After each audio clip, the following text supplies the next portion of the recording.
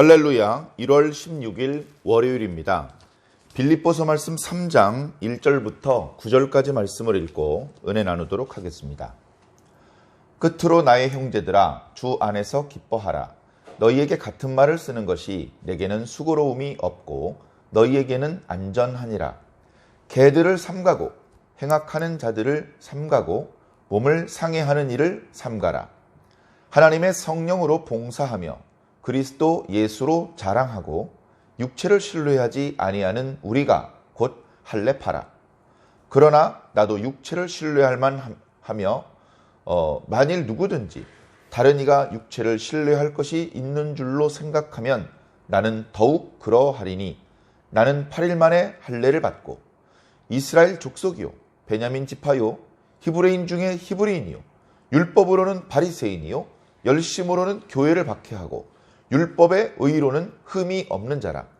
그러나 무엇이든지 내게 유익하던 것을 내가 그리스도를 위하여 다 해로 여길 뿐더러 또한 모든 것을 해로 여김은 내 주 그리스도 예수를 아는 지식이 가장 고상하기 때문이라.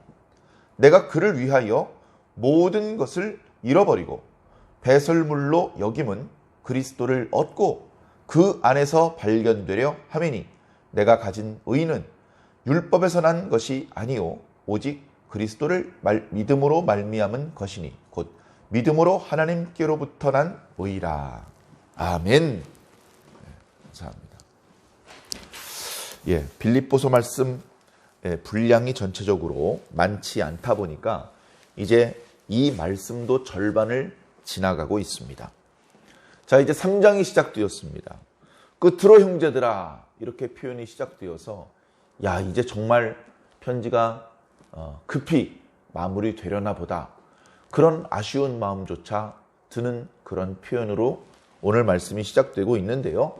다행인 것은 바로 끝나지는 않고 3장과 그리고 그 뒤에 4장 말씀까지 조금 더 말씀이 이어지고 있습니다. 자, 계속해서 빌립보 교회를 향한 사도 바울의 진심이 묻어나는, 그들을 진심으로 사랑하고 그 성도들이 잘 되기를 바라는 마음으로 권면하는 그런 내용이 담겨져 있습니다. 끝으로 나의 형제들아, 주 안에서 기뻐하라. 무엇을 기뻐하죠? 그 앞에서 나와 있는 표현들과 이어지는 것이죠. 그 앞에 나와 있는 표현들. 바로 앞에는 무엇입니까? 사도 바울이 빌립보 교회를 걱정하고 있어요. 지금 자기 코가 석자인데 자기만을 위하지 않고 자기 일만을 생각하지 않고 빌립보 교회 성도들을 걱정해주고 있습니다. 그래서 자기도 돕는 손길이 많이 필요할 텐데 자신을 도와주던 동역자들 중에서 몇 명을 빌립보 교회 성도들에게 보내서 그 교회와 성도들을 돕게 하려는 그런 마음인 것입니다. 말씀드렸던 것처럼 사도 바울이 보내려는 사람이 디모데와 에바브로디도입니다. 디모데는 디모데대로 아무도 주의 일을 생각하지 않을 때 혼자서 주의 일을 생각했고, 아무도 사도 바울을 돕지 않을 때에 사도 바울을 자기 친아버지처럼 섬기는 그런 모습을 보여주었습니다. 사도 바울이 있을 때나 없을 때나 자기 자신을 돌보기보다는 교회와 성도들을 위해서 헌신하는 모습을 보여주었던 것이죠. 예수님께서 보여주셨던 모범, 바울 선생님이 보여주셨던 모범을 따라서 디모데도 그에 못지않은 하나님의 백성다운 주의 일꾼다운 모습을 보여주고 있는 것입니다. 에바브로디도도 마찬가지죠. 성경에 자주 등장하는 인물은 아닙니다만 빌립보 교회 성도로서 지금 빌립보 지역을 떠나서 사도 바울에게 와서 사도 바울에 필요한 것들을 공급해 주려고 합니다. 빌립보 교회 성도들 중에서 사도 바울 선생님을 위해서 필요한 것들을 모아 보내주기도 합니다. 그걸로 부족하죠. 그 부족한 부분을 에바브로디도가 온몸으로 채우고 있었습니다. 그러다가 자기 몸을 돌보지 않고 사도 바울 선생님을 섬겨드리다가 몸이 아프게 되었어요. 중한 질병에 걸리게 되었습니다. 그 병이 무엇인지까지는 소개되고 있지 않지만 죽을지도 모른다는 그런 걱정을 할 수밖에 없는 그런 질병이었던 것 같습니다. 본인도 걱정을 하고 그리고 자신을 돕다가 몸이 아픈 그 에바브로디도를 바울은 그 누구보다도 걱정했습니다. 만약에 과로하다가 이렇게 죽게 되기라도 하면 그 누구보다도 사도 바울은 큰 근심과 슬픔에 빠질 수밖에 없었을 것입니다. 그래서 위하여 기도했고 하나님께서 그를 긍휼히 여기셔서 다시 건강을 회복하게 해 주셨습니다. 근데 이 에바브로디도는요, 자기 몸을 돌보는 게 아니에요. 자기 개인적으로 바쁜 일 보러 가버린 게 아니고 빌립보 교회 성도들의 그 사도 바울을 돕기 위해 모았던 전달해 주고 곧바로 복귀하지 않고 바울 곁에 남아서 바울을 도왔습니다. 자신이 몸이 아프게 되자 자기 몸을 돌보기보다 자기가 몸 아픈 것 때문에 그 소식을 듣고 많은 사람들이 걱정할 것을 오히려 염려했습니다. 자기 일을 돌볼 뿐 아니라 다른 사람의 일을 돌보는 겸손한 마음의 소유자, 참된 하나님의 성도의 모습을 보여주었던 것이죠. 그래, 그를 통해서 요긴하게 도움을 받았고 다소간에 그가 없을 경우에 불편할 수도 있겠지만 빌립보 교회 성도들을 걱정하는 마음에 에바브로디도도 보내고 싶다. 너희는 이처럼 자기만 생각하지 않고 교회와 성도들을 걱정하며 도와주는 그런 사람들을 존귀하게 여겨라. 그리고 영접해주고 존대해주고 서로 사랑하고 기뻐해 주어라. 그래, 끝으로 나의 형제들아, 주 안에서 기뻐하라. 어떤 상황에서든지 기뻐하라. 복을 받으면 기뻐하고 안 받으면 그냥 있고, 평안하면 기뻐하고 환난 중에는 가만히 있고. 가만히나 있습니까? 원망하고 불평하고 싸우고 그런 모습을 주님께 보여드리는 일이 얼마나 많습니까? 그러지 말라. 어떤 조건이든 조건이 만족될 때만 기뻐하는 것이 아니라 무조건 기뻐해요. 기뻐해야 되는 사실은 변함이 없는 것이죠. 그러니까 우리가 항상 기뻐해야 되는 이유가 배부르고 등 따숩고 그런 이유가 되면 안 되는 것입니다. 배고프고 추울 때는 기뻐할 수가 없잖아요. 주님을 생각해 보시기 바랍니다. 주님이 우리와 함께 하십니까? 아멘이죠? 그럼 기뻐하라는 겁니다. 우리가 평안할 땐 주님께서 같이 계시고 환난 중에 있을 땐 같이 안 계십니까? 환난 중에도 같이 계시잖아요. 그럼 기뻐하라는 겁니다. 어떤 상황에서든 주님께서 우리와 함께하고 계신다는 사실은 불변하니 기뻐해야 되는 사실도 불변하는 것입니다. 어떤 상황 중에도 기뻐하고 불평할 일이 있다면 사도 바울이 제일 지금 내가 말이야 평생 주를 위해서 그 누구보다 헌신했는데 칭찬은커녕 보상은커녕 감옥에 갇혀있고 성도들이 자신을 대로 외면하고 주님 이럴 수 있습니까? 불평하기로 말하면 우리가 불평대장이죠. 어떻게 불평하는지 잘 압니다. 사도 바울에게는 불평해야 될 이유보다 감사하고 기뻐해야 될 이유가 더 많았던 모양입니다. 어리석어서 감사해야 될 이유를 잊어버리고 살지 말고 지혜롭게 감사하고 기뻐해야 될 이유들을 놓치지 마시기 바랍니다. 그래서 우울해야 되고 속상해야 되고 불평해야 될 상황 속에서도 희죽희죽 웃고 감사의 눈물을 흘릴 수 있는 저와 여러분들이 꼭 되기를 예수님 이름으로 간절히 축원합니다. 자, 그러면서 2절에 세 가지를 경계하고 있습니다. 개들을 삼가라. 행악자들을 삼가라. 몸을 상해하는 일을 삼가라. 몸을 상해하는 일이 있다는 겁니다. 그 일은 악한 일이라는 것입니다. 그런 악한 일을 도모하는 자들은 개라는 겁니다. 유대인들이, 이스라엘 사람들이 전통적으로 개를 그렇게 좋게 표현하지 않습니다. 개들은 사람이 사는 곳에 들어와 살면 안 됩니다. 밖에 있어야 되는 것이죠. 그래서 전통적으로 이방인들을 개로 여겼습니다. 그 다음에 이스라엘 백성들이라 할지라도 심각한 범죄를 저질러서 백성 중에서 끊어지면 진영 밖으로 쫓겨나가야 했고 그들을 이방인과 마찬가지로 개라고까지 표현하기도 했습니다. 어찌 보면 좀 심한 표현이죠. 예수님도 그렇게 말씀하셨어요. 예수님이 원래 그렇게 입이 거친 분이라서가 아니라 일상적으로 그 유대인들이 쓰는 어법을 쓰신 것이죠. 예수님께서 복음을 전하는데 의외로 유대인들이 많이 살고 있지 않은 주로 이방인들이 많이 사는 그런 지역으로도 들어가셨습니다. 거기서도 복음을 전하셨고 거기서도 병자들을 구원해 주셨습니다. 그러다가 수로보니게 여자가 예수님에 대한 소문을 듣고 따라왔죠. 주여, 내 아이를 불쌍히 여겨 주시옵소서. 평소 같았으면 그렇게 힘없는 자들을 늘 불쌍히 여기시고 아무 대가 없이 고쳐주시고 평안하게 해주셨던 주님이 그날따라 박정하게 나오십니다. 자녀의 떡을 취하여 개들에게 던지는 것은 마땅하지 않다. 자녀들은 이스라엘이고 개들은 이방인입니다. 그 여자는 얼른 보아도 눈동자의 빛깔과 머리카락이, 의복이, 말투가 이방인입니다. 돈은 없어도, 힘은 없어도 유대인들의 자존심, 이방인들을 개라고 표현하는 것이죠. 자녀의 떡을, 이스라엘 백성들이 받아야 될 축복을 이방인들에게 베푸는 것은 마땅치 않다. 이런 이제 의미입니다. 기분이 엄청 나쁠 겁니다. 뭐 내가 지금 개라고? 말 다 했어? 우리 보통 그런 식으로 멱살잡이 하지 않습니까? 그런데 그 여인은 자녀를 살려야 될 욕심에 자존심이고 뭐고 없었습니다. 주님 맞습니다. 저 개입니다. 그러나 개들도 자녀의 상에서 떨어지는 부스러기 먹는 거 아닙니까? 부스러기라도 좀 주십시오. 그렇게 말하자 예수님께서 가던 길을 멈추시고 몸을 돌이키시고 그 여인을 보아주셨습니다.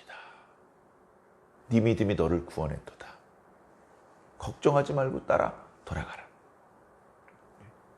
하나님 앞에 자존심 세워서 무엇을 얻기를 바라십니까?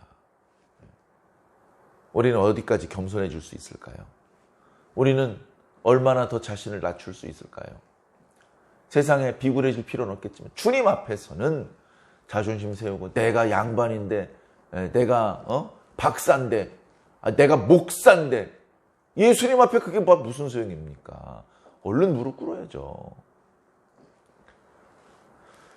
자, 그래서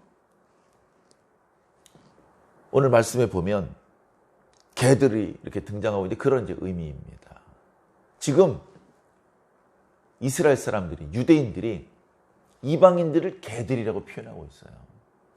유대인들과 이방인들을 구분짓는 그 경계선이 무엇이냐? 할례입니다. 할례의 율법은 모세를 통해서 체계적인 율법을 하나님께서 주시기 전에 아브라함에게 주셨던 계명입니다. 그 계명은 그대로 율법에도 포함되어 있죠. 그래서 예수님도 마찬가지지만 유대인들은, 이스라엘 사람들은 아들이 태어나면 8일 만에 할례를 행합니다. 아주 어렸을 때. 할례를 행할 때 이름을 붙여주고 그를 자신의 자녀로 이렇게 공표하는 것이죠. 그런 이제 문화가 있습니다. 예수님도 그대로 그 문화대로 오신 것이죠. 사도 바울도 마찬가지고요. 자, 그런데 할례가 구원을 받는데 반드시 필요한 필수 조건이냐? 그 문제로 논쟁이 있었습니다. 다툼이 있었죠. 영적인 다툼이. 한쪽에서는 할례는 필요 없다. 예수 그리스도를 믿으면 그것으로 우리가 구원받는 데 필요한 모든 조건은 만족되는 것이다. 이렇게 주장을 했습니다. 이렇게 주장하시는 분은 다름 아닌 사도 바울과 예수님의 12제자와 모든 성령 받은 그리스도인들은 그렇게 주장을 했습니다. 그런데 어떤 분들은 당연히 예수님 믿어야죠. 그러나 할례를 받아야 온전한 하나님의 백성이 되는 겁니다. 이렇게 주장을 했습니다. 그래서 자신이 할례를 받았다는 사실을 자랑하고 이방인들에게조차 너희들이 그리스도인이 되었다면 할례를 받는 것이 좋겠다라고 당당하게 말하기까지 했습니다. 사도 바울이 그렇게 말하는 사람을 저주하려고 했습니다. 절대 그렇지 않다. 할례 받지 마라. 할례를 너희들이 받는다면 예수 그리스도 십자가의 공로를 무정하는 것이다. 예수님 십자가에 달리셔서 우리의 죄를 씻기 위해 보혈을 흘려주신 것은 감사한데요, 그것만 가지고는 부족하대요. 예수님 십자가 보혈의 공로 가지고는 우리의 죄를 완전히 씻어낼 수가 없고 우리가 하나님의 백성이 되는데 부족하대요, 효력이. 그래서 할례까지 받아야 완전해진대요. 이런 말이 되는 것이다. 그렇기 때문에 할례는 절대로 받지 마라. 할례 받아도 구원받을 백성이 지옥 백성이 되는 건 아닙니다. 그러나 오해가 생기는 것이죠. 아하, 십자가 보혈만으로는 부족하는구나. 그거 예수 이름 가지고는 완전하지 않구나. 이런 생각을 심어주게 되는 것이기 때문에 본인은 그 누구보다도 철저한 이스라엘 사람임에도 불구하고 예수 그리스도 영접하기 전에 철저한 할례파였음에도 불구하고 지금은 할례 같은 건 필요 없다. 예수 십자가면 충분하다. 그렇게 강조하고 있는 것입니다. 그것은 사도 바울이 자신의 입지가 불안해질까 봐 억지 주장을 펼친 것이 아니고 하나님의 뜻이 그러했습니다. 성경 정체의 의도가 그러한 것입니다. 예수 십자가 보혈이면 다 되는 겁니다. 더 다른 것이 필요한 것이 아닙니다. 그것을 오늘 말씀을 통해서 강조하고 있는 것이죠. 너희 교회를 힘들게 하고 성도들을 흔들리게 만드는 대적은 다름 아닌 유대파 그리스도인들이다. 그리스도교를 유대주의로 만들려고 하는 사람들이다. 예수 믿는 것을 긍정하면서 율법과 할례와 안식일과 이걸 과거 유대인과 동일하게 지키기를 주장하는 자들이다. 그들의 주장은 예수님의 주장이 아니다. 하나님의 뜻이 아니다. 그들은 교회를 돕는 것 같지만 사실은 대적자들이다. 그 대적자들이 있을 때 너희들이 한마음 한뜻으로 서로 돕고 사랑하면서 그들을 저항해야 되고 그 어려운 여건 속에서도 남을 도와주는 선행을 계속해야 된다. 그것이 1장과 2장의 말씀이었습니다. 3장에 그 대적들의 존재를 구체적으로 보여주시는 것이죠. 할례를 행하는 것을 2절에 자기 몸을 상하게 하는 것이라고 표현합니다. 그건 또 영적인 의미가 있는 게 아니야. 우리는 아브라함과 모세의 시대 사람들이 아니잖아. 예수 그리스도의 시대에 살고 있잖아. 우리 시대에는 그 할례는 그저 자기 몸을 상하게 하는 어리석은 행동일 뿐이야. 그것은 악을 행하는 것이고 그것은 언약 밖에 있는 개들이 행하는 것이야. 개들이 와서 멍멍멍 짖는다고 두려워하고 개가 시키는 대로 따라가지 마. 그렇게까지 지금 엄하게 사도 바울이 말씀하고 있는 것이죠. 오직 너희는 성령으로 봉사해라. 자, 봉사라는 말은요, 서비스, 뭔가 섬기고 봉사하고 먼지 나는 일도 마다하지 않고 뭐 이런 의미인데요. 영어도 그렇고 또 히브리어, 헬라어 원문도 그렇고 봉사하다는 말 속에는 예배라는 말이 있습니다. 서브 또는 서비스, 영어 사전을 찾아보면 다양한 의미가 있죠. 봉사한다는 의미가 있습니다.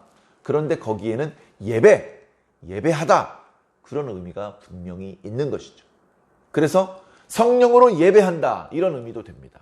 성령으로 예배하고 또는 성령으로 교회와 성도들을 섬기고 이런 의미들이 다 함께 있는 것이죠. 그것을 성령으로 봉사한다 이렇게 표현하고 있습니다. 다시 말해 우리가 참된 예배를 드리려면 또는 참된 봉사활동을 하려면 우리 의지와 우리의 어떤 뜻으로만 하는 것이 아니고 성령님께서 우리와 함께 하셔야 되고 성령님의 감동을 따라서 진행되는 것이 합당한 봉사다. 합당한 예배다. 그런 의미가 포함되고 있습니다. 이미 사도 바울과 또 빌립보 교회 성도들은 성령으로 봉사하고 있는 것이죠. 또 자랑을 할 건 뭐만 있습니까? 오직 예수님만 자랑하는 거예요. 뭐 또 자랑할 게 있습니까? 육체를 자랑해야 되겠습니까? 예수님만 자랑하는 겁니다. 그리고 육체를 신뢰하지 않는 것. 육체를 신뢰하지 않는다는 말씀이 핵심입니다. 내가 여기 다 있는 자리니까 보여줄 수는 없지만 나 할례 받았어. 육체에 자신에게 하나님의 백성이라는 표식이 있는 것이죠. 구약에는 그것을 하나님께서 친히 명령하기도 하셨고 그 행동에 상당한 의미를 부여하기도 하셨습니다. 그러나 이게 예수 그리스도의 이후에는 다르다 이거죠. 다르다. 그게 아니라는 겁니다. 그래서 할례를 아직도 의지하는 자들은 육체를 자랑하는 자들이다. 육체를 신뢰하는 자들이다. 그러니까 우리는 어느 쪽에 있어야 됩니까? 육체를 신뢰하지 않아야 되죠. 할례를 받고 말고의 문제가 육체를 신뢰하고 신뢰하지 않고의 문제로 발전되고 있는 것입니다. 우리는 오직 성령으로 예배드리고 우리는 오직 예수님만 자랑하고 절대 육체는 자랑하지 않는다. 십자가 보혈을 자랑해야지 내가 할례 받은 거 자랑해서 뭐 어쩌라는 겁니까? 아무 의미가 없는 것입니다. 자, 이어지는 4절. 만약에 육체를 자랑할 일이 있다면 나는 그 누구보다도 자랑할 것이 많다. 무슨 말씀이세요? 육체 자랑 안 하신다는 분이? 5절에 나는 8일 만에 할례 받았어. 저 할례파 사람들보다 더 오리지널로 율법대로 할례를 받았어. 나는 이스라엘 족속이야. 나는 베냐민 지파야. 당시 유대인들은 대부분 유대 지파죠. 유대 지파. 베냐민 지파가 소수 섞여 있습니다. 그럴 수밖에 없는 것이 과거 솔로몬이 죽고 그의 아들 르호보암이 왕이 되었을 때에 그때 겸손하지 못해서 남왕국과 북왕국이 분단이 됐습니다. 그때 이스라엘 12지파 중에 10지파는 북이스라엘에 붙었고요. 유다와 베냐민 지파만 남유다 왕국을 건설하게 되었습니다. 그래 그 전통으로 남왕국 유다 백성들 중에는 전체 인구의 불과 한 1, 20%밖에 안 되지만 베냐민 지파가 포함되게 되어 있었습니다.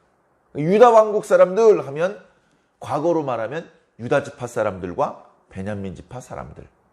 그래 그들이 유다가 멸망할 때 바벨론으로 포로로 같이 끌려갔었고 또 귀환도 같이 했었고 힘들지만 그렇게 저렇게 명맥을 유지하다가 예수님의 시대에도 베냐민 지파 사람들이 이렇게 남겨져 있는 것이죠. 사도 바울은 정통 이스라엘의 방식으로 교육을 받았고 그렇게 성장을 해왔기 때문에 자신이 베냐민 지파 사람이고 자신의 조상들의 이름, 족보, 율법 이런 것들에 대해서 정통했던 사람이죠. 지금까지는 그런 부분을 이야기한 적이 없습니다. 왜? 그걸 얘기할 필요가 없으니까요.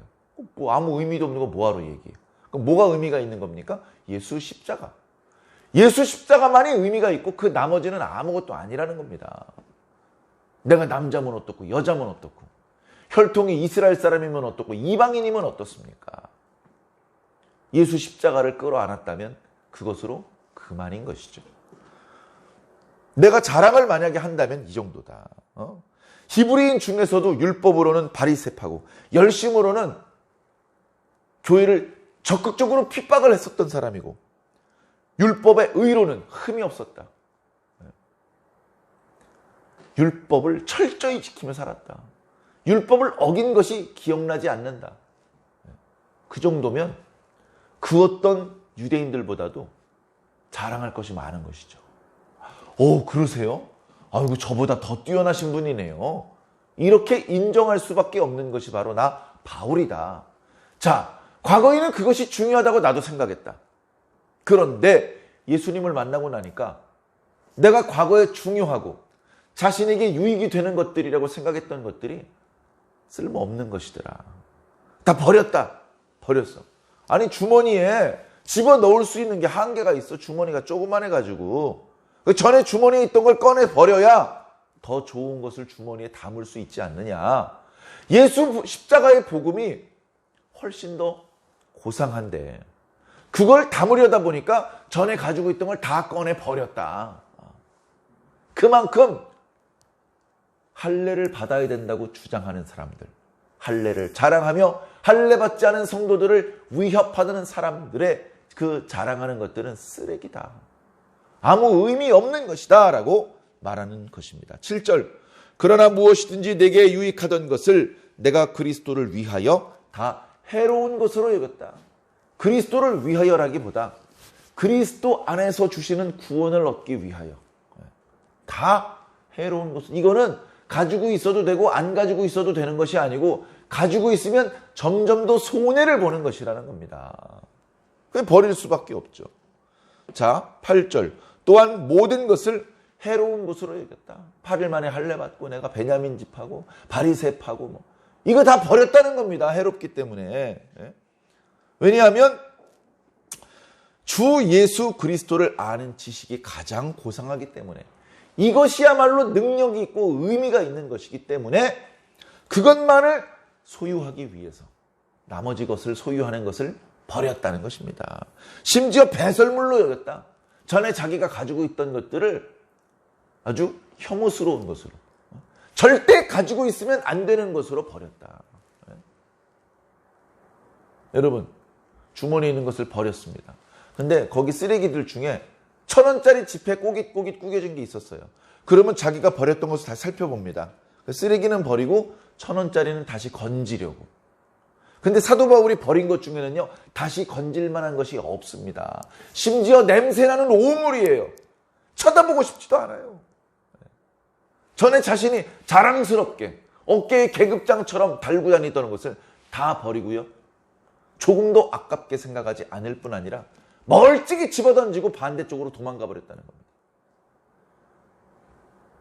이런 것이 바로 육체를 신뢰하지 않는 것, 육체를 자랑하지 않는 것, 육체를 의지하지 않는 것입니다. 오직 주님만을 자랑하는 사람들, 이 사람들이 참 할례파다, 그렇게 강조하고 있는 것이죠. 뿐만 아니라 그렇게 전에 자신이 가지고 있던 것을 버림으로 말미암아 그리스도를 온전히 내가 얻을 수 있고 그 안에서 발견될 수 있다. 그 안에서 그 사도 바울이 뭘 발견하는 것이 아니고 누군가에게 자신이 발견되는 것입니다. 그 누군가는 다름 아닌 성삼위 하나님이시죠. 하나님의 눈에 사도 바울이 발견되는 것입니다. 자세히 표현이 없는데 조금 부연 설명을 해서 다시 표현을 하자면, 하나님의 눈에 사도 바울이 참된 하나님의 백성으로 발견되는 것입니다. 인정되는 것입니다.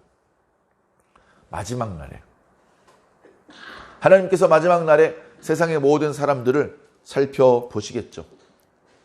참된 하나님의 백성과 그렇지 않은 자들을 구별하실 것입니다. 참된 하나님의 백성은 당신의 나라로 옮겨주실 것이고, 그렇지 않은 자는 영원한 부끄러움과 형벌을 당하게 될 것입니다. 그날 형벌의 대상자가 아니라 하나님 나라 백성으로 발견되기를 원한다. 하나님 나라 백성으로 발견되려면 의로운 자여야 된다. 그런데 그 의로움은 내가 바리새파이기 때문에, 베냐민 지파이기 때문에, 8일 만에 할례를 받았기 때문이 아니고 예수 그리스도를 믿기 때문에 얻게 된 의로움이다. 이 의로움만 있으면 하나님의 눈에 당신의 백성으로 발견될 수 있다. 그러니 하나님의 눈에 하나님의 백성으로 발견되게 하는데 아무 도움을 주지 못하고 오히려 방해가 되는 과거의 자신이 자랑스러운 것 다 해로 여기고 배설물처럼 버렸다. 나는 오직 예수 그리스도를 아는 지식을 가지기 원하고 그리스도를 얻기 원하고 하나님의 눈에, 야, 내 새끼잖아, 이런 인정을 받기를 원한다. 너희들이 원하는 것은 뭐냐? 너희 빌립보 교회 성도들이 원하는 것은 뭐냐? 내가 원하는 것과 동일한 것이 아니냐? 그러면 너희도 내가 해롭게 여기는 것을 소중하게 여기지 말고 내가 소중하게 여기는 것만 소중히 여겼으면 좋겠다. 내가 소중히 여기는 건 예수 십자가뿐이다. 너희도 예수 십자가만 자랑하고 소중히 여기기를 바란다. 그러면 너희도 그리스도를 얻게 되고 하나님의 눈에 당신의 백성으로 발견되고 인정될 것이다. 그것이 오늘 말씀의 핵심인 것입니다. 자, 그러면 21세기를 사는 오늘 우리들은 어떻습니까? 개인적인 이유로, 어떤 위생적인 이유로 할례라고 표현하지 않고 오늘날에도 남자들이 포경 수술을 받는 경우들이 많이 있습니다. 그것은 자신이 하나님의 백성이 되기 위해서 육체를 의지하기 위해서 그런 게 아니에요. 그래서 지금 그 시술을 받은 분과 받지 않은 그런 것과 상관없이 이 말씀을 생각해 보시기 바랍니다. 오늘 우리 시대에 육체를 자랑하는 것은 포경수술이 아닙니다. 지금 그 누가 자랑하고 있습니까? 오늘 우리들이 염려해야 되는 육체를 자랑하는 것은 예를 들면 이런 겁니다. 너 석사학위냐? 나 박사학위인데. 너 뭐 아반떼 따냐? 나 그랜저 타는데. 너 30평짜리 아파트에 사냐? 나 100평짜리에 사는데. 너 TV 32인치 본다면서 우리 집에 100인치 걸려 있어. 야, 니네 교회 성도 몇 명이야? 30명이야? 우리 교회 5,000명인데? 이런 걸 자랑하는 게 바로 육체를 신뢰하고 육체를 자랑하고 의지하는 것입니다. 네? 사랑하는 성도 여러분, 현대 그리스도인들은 육체를 신뢰하지 않습니까? 사랑하는 성도 여러분, 우리들은 육체를 신뢰한 적이 없습니까? 자신이 가지고 있는 장점들, 나 목소리가 좋아, 나는 많은 걸 공부했어, 나는 인물이 좋아, 나는 옷을 아름답게 입었어, 나는 돈이 많아, 나는 이런 기업에서 사장이야, 난 이런 학교에서 교수야. 이런 것들이 다 우리가 하나님 앞에 하나님의 백성으로 발견되는데 아무 영향을 주지 않는, 심지어 방해가 될 수도 있는 육체적인 요소입니다. 우리가 구원을 받는데 꼭 필요한 핵심적인 요소가 아니라는 거예요. 핵심은 예수 십자가인데 그 가장 중요한 것은 별로 언급되지 않습니다. 정말 우리가 진심으로 자랑스럽게 생각하지 않아요. 그것을 강조하는 것은 오히려 사회적으로 손해를 볼 수도 있다라고 생각을 하고, 심지어 신앙인들끼리 만나도 당신도 믿고 나도 믿는데 굳이 강조할 필요 있습니까? 그것은 우리가 다 이미 중요한 것으로 생각한다 치고 얘기를 안 합니다. 사랑하는 성도 여러분, 현대 그리스도인들, 저와 여러분들 속에도 육체를 신뢰하는 구석이 많이 있습니다. 아직도. 사랑하는 성도 여러분, 이것을 말씀 속에 담겨져 있는 하나님의 지혜로 잘 분별해내시기 바랍니다. 분별해내시고 이런 거 자랑하지 마세요. 이런 거 자랑하지 마세요. 다 내려놓으시기 바랍니다. 과거에 신학대학원에서 교수님께서 수업을 시작하시기 전에 학생 중에 한 명에게 기도를 부탁했습니다. 역시 신학대학원답게 기도로 예배가 수업이 시작되는 것이죠. 그분이 이제 기도를 하는데 기도를 잘했어요. 기도의 내용에 문제가 없습니다. 교수님이 아쉬운 게 한 가지 있대요. 기도를 너무 잘했는데 한 가지 아쉬움이 있다. 왜냐하면 예수 뒤에는 님자가 없는데 교수 뒤에는 님자가 붙더라는 겁니다. 예수께서 예수 이름으로 기도합니다. 이렇게 한 거예요. 그러면서 우리 교수님에게 건강과 지혜를 주시고, 교수 뒤에는 님자를 붙여서 기도하고 예수 뒤에는 님자를 안 붙여서 기도합니다. 교수 뒤에 무슨 님자 붙일 가치가 뭐가 있습니까? 교수는 쓰레기고 똥입니다. 교수 뒤에 님자 안 붙여도요 아무도 속상해하지 않습니다. 그거 당연한 겁니다. 예수 뒤에 님자 붙이는 것은 절대 빠뜨리지 마십시오. 뭐가 더 중요한 겁니까, 여러분? 교수가 중요합니까? 예수가 중요합니까? 많은 학생들이 뜨끔했어요. 저도 뜨끔했습니다. 그 교수님이 적극적으로 주장하셔서 찬송가가 새 찬송가가 되면서 많은 찬송가 가사에 예수를 예수님으로 표현하는 그런 가사로 조금 바뀌었습니다. 그런 가사로 되어 있는 찬송가를 찬송할 때마다 그 교수님 생각나요. 키도 크지 않은데 예수님을 향한 사랑은 그 누구보다 뜨거워요. 그게 막 전달됩니다. 같이 수업을 듣고 같이 기도하고 말씀 듣다 보면요, 같이 그 참여했던 학생들도 가슴이 뜨거워져요. 그래서 그런 주의 일꾼이 나도 되고 싶다, 그런 생각을 지금도 하는데, 사랑하는 성도 여러분, 오직 예수 십자가입니다. 다른 것이 뭐가 가치 있는 것이고 뭐가 능력 있는 것입니까? 그 어떻게 보면 당연한 사실을 절대 잊지 마시고 습관적으로 육체적인 것, 예수 십자가 이외의 것을 의지하고 자랑했던 것을 멈추시기를 부탁을 드립니다. 오직 예수님, 오직 하나님, 오직 성령님 안에서 충성스러운 주의 일꾼으로 발견되시기를 예수님 이름으로 간절히 축원합니다.